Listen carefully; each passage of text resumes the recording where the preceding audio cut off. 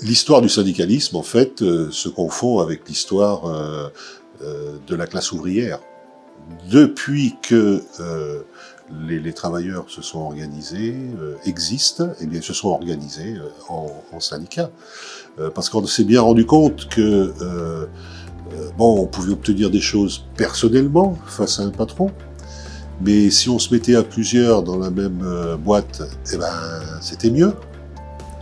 Et puis après, si dans ma boîte qui faisait de la métallurgie, je m'associais avec une autre boîte un peu plus loin qui faisait aussi de la métallurgie, on pouvait obtenir des choses vis-à-vis de tous les patrons de la métallurgie.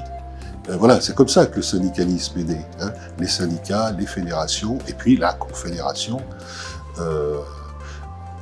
Il n'existait qu'une seule confédération au début du XXe siècle. Confédération Générale du Travail. FO, aujourd'hui, se veut la continuation de cette, ce qu'on appelle la vieille CGT.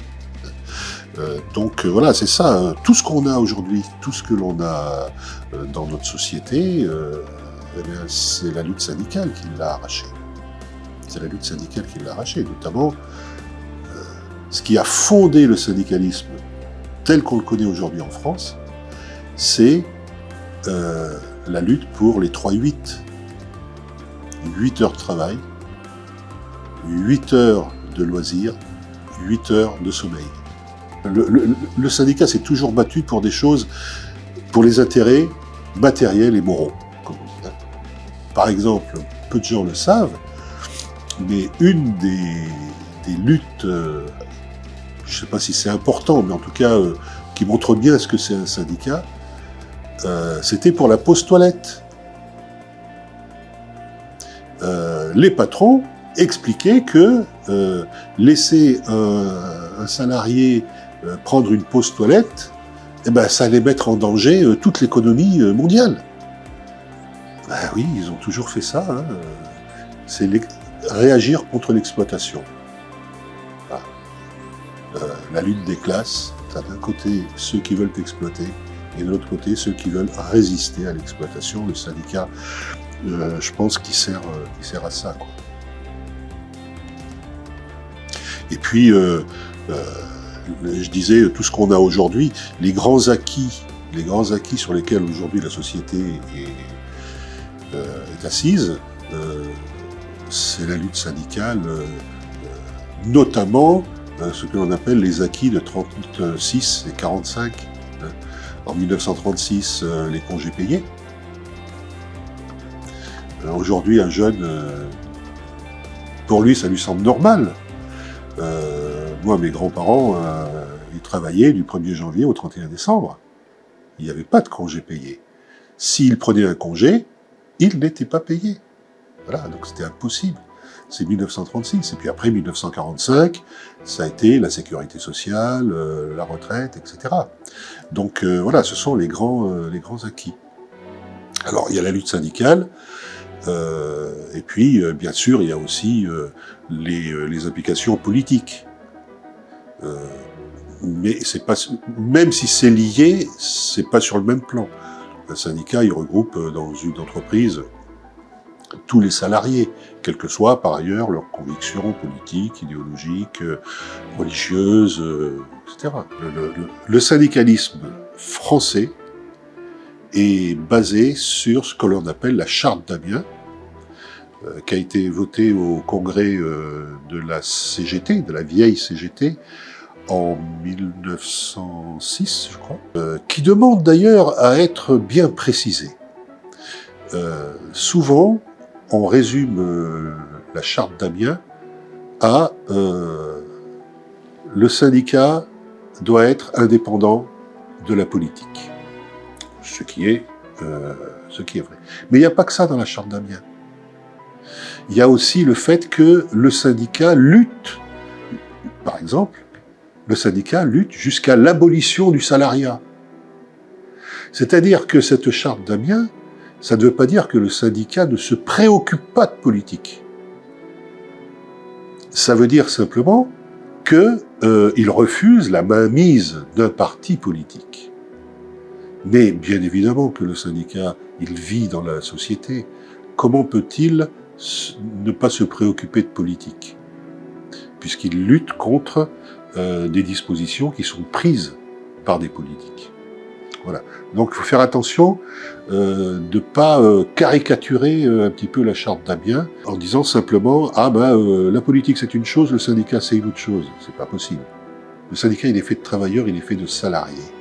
Et donc il y a une solidarité parmi tous les salariés, parmi tous les travailleurs, dans l'entreprise, dans la nation, dans le pays, mais aussi d'une façon internationale. La vieille CGT a pris position contre la guerre. Pourquoi? Parce que dans les guerres, ce sont toujours les mêmes qui perdent. Ce sont les salariés. Vous savez, la fameuse phrase d'Anatole France, on croit mourir pour la patrie, on meurt pour des industriels. Et aujourd'hui, par exemple, quand la Confédération FO prend position pour le cessez-le-feu en Palestine, c'est bien naturel et heureusement, parce que on assiste à la destruction d'un peuple sous nos yeux. Le syndicalisme ne peut pas accepter ça. C'est encore une fois, je cite encore une fois Léon Jouot, qui a été secrétaire général de la CGT et prix Nobel de la paix.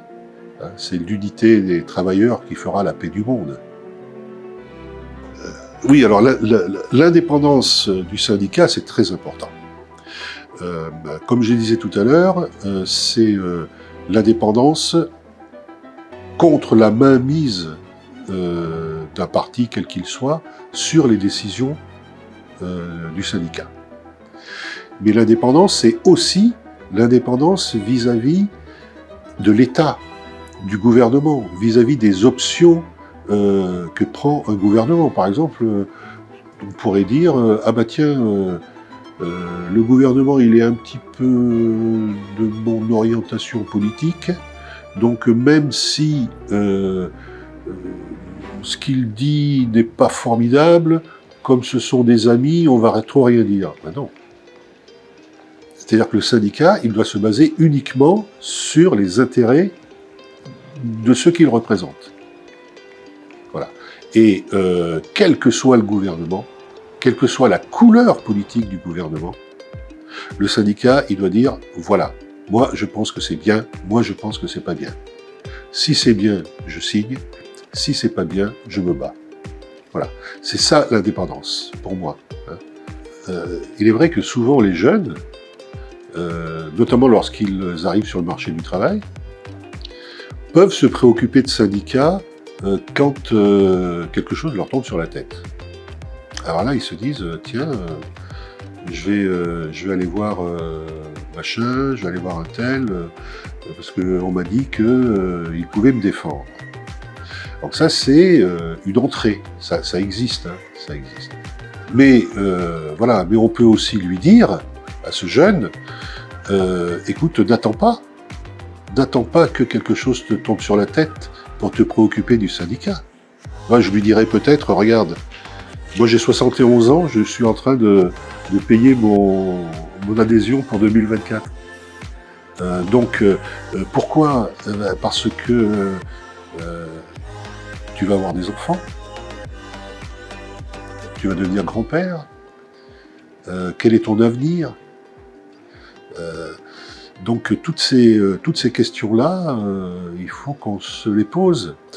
C'est pas simplement un film, c'est pas simplement un reportage de quelques secondes sur Internet qui reflète la vie. Voilà, la vie, tu vas la commencer maintenant.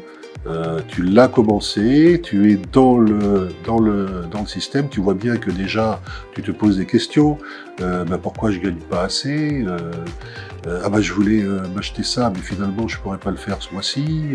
Donc voilà, toutes ces choses-là font que le syndicalisme, eh bien, tu dois t'en préoccuper, mais pas seulement que le syndicalisme, l'engagement d'une façon générale.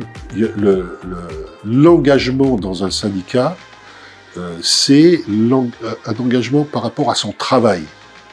Après, on peut avoir un engagement politique, on peut avoir un engagement associatif. Mais quand tu travailles, c'est là qu'il faut que tu défendes tes intérêts de salarié.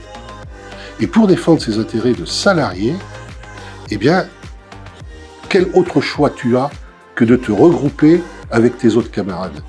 Parce que tout seul, tu n'y arriveras pas.